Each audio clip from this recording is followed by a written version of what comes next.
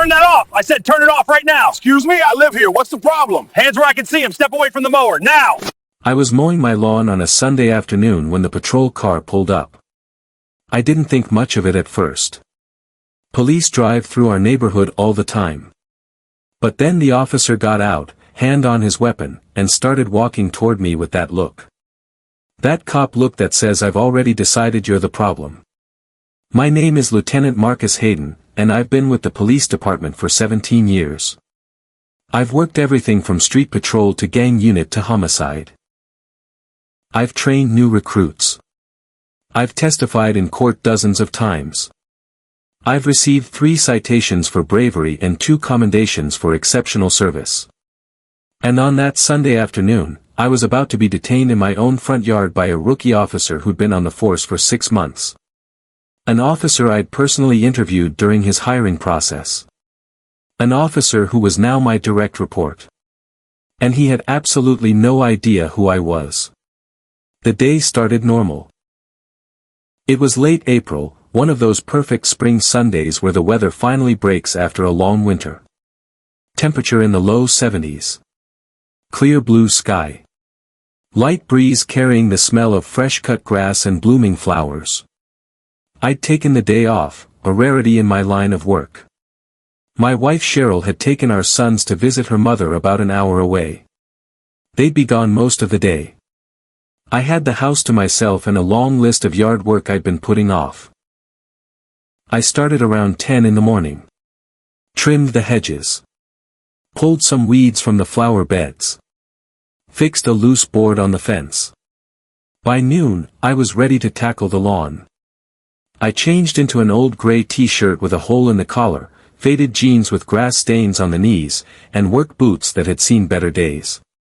I grabbed a bottle of water from the kitchen, put in my earbuds, and fired up the push mower. Our house is in the Oakmont Hills neighborhood, a quiet subdivision on the west side of town. It's a solid middle-class area. Well-maintained homes. Tree-lined streets. Good schools. Safe. We'd moved there 5 years ago after I made lieutenant. It was everything Cheryl and I wanted for our boys. Space to play. Neighbors who waved hello. A place where they could ride their bikes without us constantly worrying. The neighborhood is about 60% white, 30% black and Latino, 10% Asian and other. Diverse enough that our family didn't stand out, integrated enough that most people didn't think twice about race. Most people. But not everyone. There were still the occasional looks. The neighbor who seemed surprised when we first moved in. The woman at the grocery store who clutched her purse a little tighter when I walked past. The subtle assumptions that came with being a black man in America, even in a nice neighborhood, even with a solid career. But I'd learned to navigate those moments. You develop a thick skin. You focus on the good people and ignore the rest. And honestly, most of our neighbors were great. We'd been welcomed. We'd made friends. We'd built a life there. I was on my 3rd pass across the front lawn when I noticed the patrol car slow down as it passed our house. I didn't recognize the unit number. Not one of the officers I knew personally. I kept mowing. The car continued down the street, turned at the corner, and disappeared. 5 minutes later, the same patrol car came back. This time it didn't just slow down. It stopped. Right in front of my house. I shut off the mower and pulled out one earbud. The officer got out of his vehicle. White male, early 20s, with the kind of clean-cut appearance that screamed academy graduate. His uniform was crisp. His boots were polished. His hand rested on his service weapon as he approached. That's when my instincts kicked in. I've been a cop long enough to read body language. This wasn't a friendly neighborhood check-in. This wasn't a courtesy stop to say hello. This was an officer who decided there was a problem, and I was it. He stopped about 15 feet from where I stood. "Sir, I need to talk to you for a minute." I kept my voice calm and neutral. "Sure. What's going on?" We received a call about suspicious activity in this neighborhood. Someone who doesn't belong here. The words hit me like they always do. Someone who doesn't belong here. Not someone committing a crime. Not someone matching a specific description. Just someone who doesn't belong. And standing in my own front yard, wearing work clothes and mowing my own lawn, I knew exactly what that meant. I live here, I said simply. This is my house. The officer's expression didn't change. I'm going to need to see some identification. Can I ask what the specific complaint was? What suspicious activity was reported? Just need to see some ID, sir. I felt the familiar tension rising. The tension that every black person knows. The tension between asserting your rights and avoiding escalation. The tension between demanding respect and staying safe. I'm a police lieutenant. I know the law. I know my rights. I also know how quickly these situations can go wrong. I'm mowing my lawn. In my front yard. At my house. What's suspicious about that? The officer's hand stayed on his weapon. Sir, I'm not going to ask again. I need to see identification right now. I made a decision. I was going to comply, but I was going to make sure he understood what he was doing. I'm reaching into my back pocket for my wallet. Moving slowly. My hands are visible. I pulled out my wallet with 2 fingers, opened it, and held it so he could see my driver's license through the clear plastic window. But I didn't hand it to him. Not yet. Before I give this to you, I need to know something. Do you have reasonable suspicion that I've committed a crime? Because walking on my own property and doing yard work isn't a crime. The officer stepped closer. Hand me the wallet. I'm asking you a legal question. What's your reasonable suspicion? The reasonable suspicion is that you match the description of someone who doesn't belong in this neighborhood. There it was. The admission. I matched the description. And what description was that? The description of being black. What description specifically? I pressed. The officer's jaw tightened. Just give me the ID and we'll sort this out. I handed him my wallet. He took it and examined my driver's license. I watched his eyes move over the information. My name. My address. The address of the house we were standing in front of. The house with the freshly mowed lawn and the family photos visible through the front window. This says you live here, he said, like he was surprised. That's because I do live here. Like I told you. He handed back my wallet but didn't apologize. Didn't acknowledge his mistake. Just stood there like he was waiting for me to thank him for his service. Can I ask your name and badge number? I kept my voice professional. Officer Dylan Pritchard. Badge 3947. The name hit me immediately. Dylan Pritchard. I'd interviewed him 6 months ago during the hiring process. Sat across from him in a conference room and asked about his motivation for joining the force, his understanding of community policing, his thoughts on de-escalation and constitutional rights. He'd given all the right answers. Said he wanted to serve. Said he believed in fair treatment for everyone. Said he understood the importance of building trust with the community. And now here he was, 6 months later, stopping me in my own yard based on nothing but a call about someone who didn't belong. Officer Pritchard, I said slowly. Do you know who I am? He looked at me blankly. Should I? I'm Lieutenant Marcus Hayden. I work out of Central Division. I interviewed you during your hiring process 6 months ago. And as of 3 weeks ago, when the department reorganized patrol assignments, I'm your direct supervisor. I watched the color drain from his face. His hand finally moved away from his weapon. His mouth opened but no sound came out.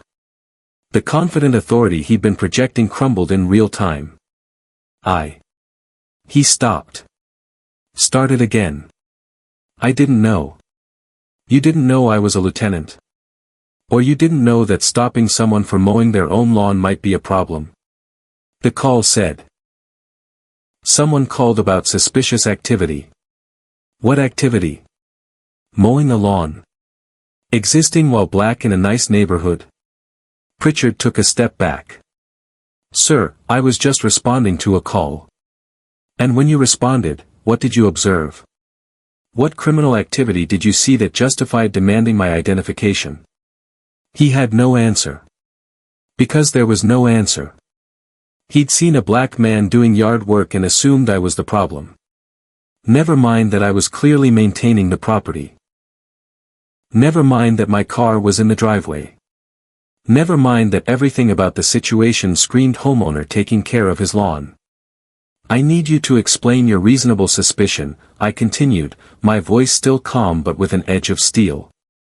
Because from where I'm standing, you approached a citizen who was engaged in completely legal activity on his own property, demanded identification without legal justification, and maintained a position of readiness with your weapon drawn. So explain to me what Fourth Amendment violation I witnessed. Pritchard's face was bright red now. I thought. The call said. What did the call say? Exactly. Word for word. Suspicious person. Black male. Didn't look like he belonged in the neighborhood. And that was enough for you? No description of criminal activity? No report of a crime? Just that someone was black and in Oakmont Hills? I had to check it out. Checking it out means observing first. It means gathering information. It means using your training to assess whether there's actual suspicious behavior. Checking it out doesn't mean rolling up with your hand on your weapon and demanding ID from someone mowing their lawn. Pritchard looked like he wanted to disappear. I'm sorry, Lieutenant. I didn't realize that I was a lieutenant. Or that what you were doing was racial profiling. He didn't answer. I pulled out my phone. I'm documenting this encounter.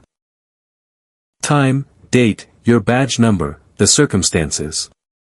You're going to return to the station and report this stop to your watch commander. You're going to document every detail in your incident report. And then you're going to wait for me to file a formal complaint with Internal Affairs. Lieutenant, please. Please what? Please don't hold you accountable for violating someone's rights. Please overlook the fact that you profiled your own supervisor. I made a mistake. Yes, you did. And if you made this mistake with me, someone who has the knowledge and authority to push back, how many other mistakes have you made with people who didn't? Pritchard's eyes dropped to the ground. Go back to the station, I said. I'll deal with this tomorrow. He walked back to his patrol car like a man heading to his own execution. I watched him drive away, then stood there in my front yard, hands shaking with controlled rage. I called the watch commander directly. Captain Elena Ruiz answered on the second ring. I explained what had just happened. She listened without interrupting, then let out a long breath. Marcus, I'm sorry. This shouldn't have happened. No, it shouldn't have. But it did. And I want a full investigation. You'll have it. I'll flag this with IA immediately. Pritchard will be on desk duty pending review. I also want to know who made that call. I want the dispatch recording. And I want to know if there's a pattern with Pritchard. I'll pull everything. Are you okay? Was I okay? I was standing in my own front yard, wallet still in my hand, after being detained for the crime of existing in my own neighborhood. No, I wasn't okay. But I was alive. I was unharmed. And I had the authority to make sure this encounter meant something. I'm fine. But we need to talk about training. If this is happening to me, it's happening to civilians who don't have the power to fight back. Agreed. I'll set up a meeting for tomorrow morning. The Internal Affairs investigation began the next day. 2 senior investigators, Detective Sarah Chen and Sergeant James Kowalski, were assigned to the case. They interviewed me first. I gave them a detailed statement, walking through every moment of the encounter. The initial stop. The demand for identification. The lack of reasonable suspicion. Pritchard's admission that the call was simply about someone who didn't belong. They pulled Pritchard's bodycam footage. Unlike some of the cases in the documents I'd studied during my career, Pritchard had actually activated his camera. The video showed everything. Me standing in my yard with a lawn mower. Pritchard approaching with his hand on his weapon. Our entire conversation captured in perfect audio and video quality. The investigators also pulled the dispatch recording. The call had come from an anonymous caller who'd reported a suspicious black male in the Oakmont Hills area who didn't look like he belonged and was acting suspicious around a house. No specific address. No description beyond race. No report of criminal activity. Just bias wrapped up in a 911 call.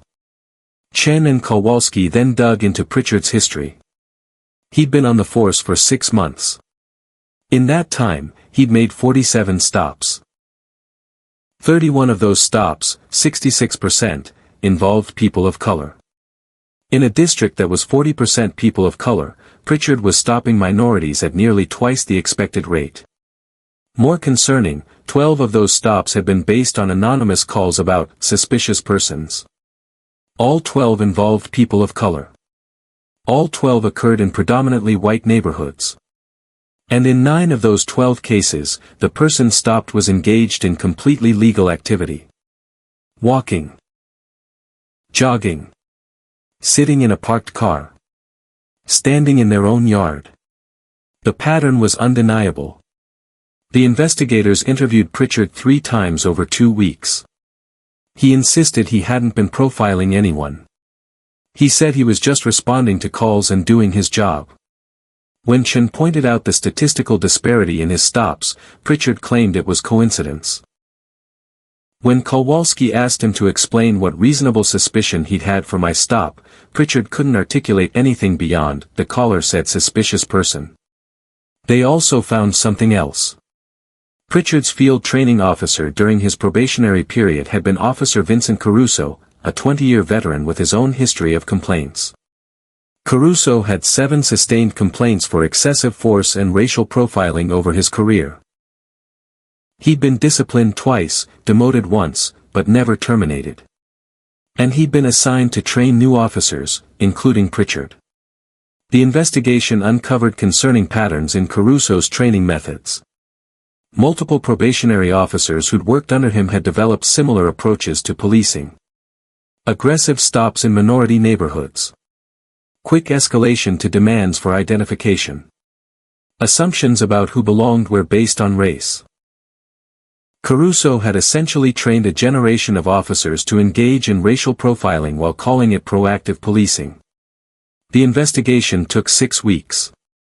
The findings were conclusive. Pritchard had conducted an unlawful stop without reasonable suspicion. He had demanded identification without legal justification. He had profiled a citizen based solely on race. And the pattern of his previous stops suggested this wasn't an isolated incident but rather a consistent approach to policing. The recommendation was termination. Pritchard's union representative tried to negotiate. They argued he was young, inexperienced, poorly trained. They pointed to Caruso's influence and suggested Pritchard was a victim of bad mentorship rather than a bad officer himself. They proposed remedial training, suspension without pay, probationary extension, anything except termination. Captain Ruiz shut it down in one sentence. He profiled a lieutenant in that lieutenant's own yard. If he'll do that to a superior officer, what is he doing to civilians? The union had no response. Pritchard was terminated 7 weeks after the incident. He appealed. The appeal was denied. His law enforcement career ended at 23 years old. But the consequences extended far beyond one rookie officer. The department launched a comprehensive review of Officer Caruso's training practices. They interviewed every probationary officer he trained over the past 5 years. The stories were remarkably consistent. Caruso had taught them that certain neighborhoods required heightened awareness. He'd told them to pay special attention to people who looked out of place. He'd emphasized proactive stops and showing presence in areas where it mattered. Never explicitly saying race, but always implying it. The review found that 8 officers trained by Caruso showed similar patterns of disproportionate stops of people of color. 4 of those officers had multiple complaints alleging racial profiling. The complaints had been investigated and dismissed as unfounded, largely because the investigations had been superficial and hadn't looked at patterns across multiple incidents. Caruso was removed from training duties immediately.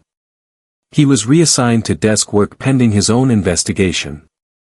3 months later, he was offered a choice: retire or face termination proceedings. He chose retirement, forfeiting his opportunity for a ceremonial send-off and any departmental honors. The department also discovered that the anonymous caller who'd reported me had made 6 previous calls about suspicious persons in Oakmont Hills over the past 2 years. All 6 calls had involved people of color. In 4 of those cases, the person was later identified as a resident of the neighborhood. The caller was using 911 to racially profile their own neighbors. The department traced the calls and paid the woman a visit. They informed her that filing false reports was a crime and that using emergency services to racially profile people could result in criminal charges. They told her that future calls would be investigated for bias and could lead to prosecution. The calls from that number stopped immediately. But the reforms didn't stop with individual accountability.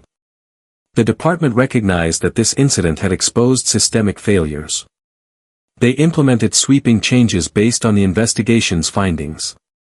All probationary officers would now be assigned to multiple training officers during their first year, preventing any single officer from having outsized influence on a rookie's approach to policing. Anonymous calls about suspicious persons, with no specific criminal activity, would be flagged for additional scrutiny before officers were dispatched. If the call only included race and location without describing actual suspicious behavior, dispatchers were required to call back and request specific information about what made the person suspicious. All stops would be tracked and analyzed quarterly for racial disparities. Officers whose stops showed significant demographic skewing without legitimate explanation would be flagged for review and additional training. Body camera footage from a random 5% of all stops would be audited monthly by a team of supervisors and community representatives to ensure officers were following constitutional guidelines. The department created a robust early intervention system. Any officer with 3 or more complaints alleging similar conduct within 12 months would be automatically flagged for review, even if none of the complaints were sustained. The review would look at patterns, body camera footage, and stop data to identify potential problems before they escalated. They also overhauled their training program. The previous implicit bias training had been a 2-hour online module that officers could complete while checking their email. The new training was 16 hours per year, in-person, interactive, and specifically designed to make officers confront their own assumptions about who belongs in which neighborhoods and what actually constitutes suspicious behavior. I was heavily involved in developing the new training curriculum. I shared my own experience, and the bodycam footage from my encounter with Pritchard became a centerpiece of the program. Officers watched a decorated lieutenant get profiled in his own yard. They watched Pritchard's assumptions override basic observation skills. They watched the encounter unfold and were asked to identify every mistake, every assumption, every moment where Pritchard let bias drive his actions instead of facts. The training also included footage from several of Pritchard's other stops. Officers watched him stop a black teenager walking home from school. They watched him demand ID from a Latino man sitting in his own car in his own driveway. They watched him question an Asian woman about why she was in a particular park. Then trainers asked officers to identify what reasonable suspicion existed in each case. The answer was always the same: none. The only common factor was race and assumption. The department also established a community advisory board with real authority. Previous civilian oversight had been advisory only, with no power to compel testimony or access records. The new board could investigate complaints independently, subpoena documents and body camera footage, and make binding recommendations on discipline for sustained complaints. The reforms were comprehensive, meaningful, and long overdue. But they'd taken a lieutenant being profiled in his own yard to make them happen. How many civilians had experienced the same thing over the years, filed complaints, and been dismissed? How many times had the system failed before it finally worked because the victim had institutional power? I thought about that a lot in the months after the incident. I'd been lucky in the worst possible way. Lucky that I was a lieutenant who could demand accountability. Lucky that I knew my rights and could articulate them clearly. Lucky that I had the authority to push for investigation and reform. But luck shouldn't be necessary. Rights shouldn't require institutional power to be respected. And that's what drove my advocacy in the aftermath. I started speaking publicly about the incident. I talked to community groups, civic organizations, and other police departments about what had happened and what it revealed about racial profiling in law enforcement. I didn't just share my story. I shared the data showing that people of color are stopped at disproportionate rates, searched more frequently despite being less likely to have contraband, and subjected to more aggressive treatment in identical situations compared to white citizens. The Bodycam footage went viral after the department released it as part of their transparency initiative. Within a week, it had been viewed over 12 million times. Comment sections filled with people sharing their own experiences. Black professionals stopped in their own neighborhoods. Latino business owners questioned outside their own stores. Asian families followed by security in high-end shops. Indigenous people asked for documentation proving they belonged on their own ancestral lands. The video resonated because it showed that profiling happens regardless of credentials, profession, or status. Even a police lieutenant wasn't immune. Even someone who dedicated 17 years to law enforcement could be treated as suspicious simply for existing in a nice neighborhood while black. Pritchard gave one interview after his termination. He claimed he'd been unfairly scapegoated, that he'd been responding to a legitimate call and doing his job. When the interviewer asked if he understood why his approach was problematic, Pritchard gave vague answers about needing better training. He never apologized to me. Never acknowledged that his actions were rooted in racial bias. Never took full responsibility. He moved to a different state and tried to get hired at another department. His application was rejected when they found the viral Bodycam footage and termination records. He tried again at a smaller rural department. Rejected again. His law enforcement career was over. Officer Caruso, the training officer who'd influenced Pritchard and others, retired with a reduced pension and no ceremony. Several officers he'd trained were flagged for additional supervision and retraining. 2 were eventually terminated for continued patterns of discriminatory stops. The others improved after intervention, suggesting they'd been poorly trained rather than fundamentally biased. I continued serving as a lieutenant. 2 years after the incident, I was promoted to captain. I now oversee training and community relations for the entire department. The reforms we implemented after my encounter with Pritchard have become standard practice, and we've seen measurable improvements in community trust and reductions in complaints alleging racial profiling. The house on Oakmont Hills is still my home. I still do yard work on Sunday afternoons. And when patrol cars drive by now, the officers wave because they know me. But more importantly, they know the story. They know what happened. They know that assumptions based on race have consequences. The incident became a case study used in police academies across the country. It's taught alongside other examples of how bias can override training and common sense. It shows that having policies against discrimination isn't enough if those policies aren't enforced, if complaints aren't investigated thoroughly, if patterns aren't identified and addressed. My encounter with Officer Pritchard that Sunday afternoon lasted less than 10 minutes. But the implications lasted years. One rookie officer's bias-driven stop led to his termination, exposed a problematic training officer, revealed systemic failures in complaint investigation, and sparked comprehensive reforms that changed how an entire department operates. I was mowing my lawn. That's all I was doing. The only thing that made me suspicious in Pritchard's eyes was being black in a neighborhood he decided was too nice for black people to live in. He saw race and jumped to conclusions. He heard someone doesn't belong and never questioned what that phrase actually meant. He approached with aggression instead of observation, demanded compliance instead of building rapport, and let bias override basic police work. The lesson is simple but essential. When you stop someone based solely on race, when you demand identification without reasonable suspicion, when you treat citizens as suspicious simply because they don't match your expectations of who belongs where, you're not doing police work. You're engaging in discrimination. And the consequences are real. For the person being profiled. For the community's trust in law enforcement. And for your own career.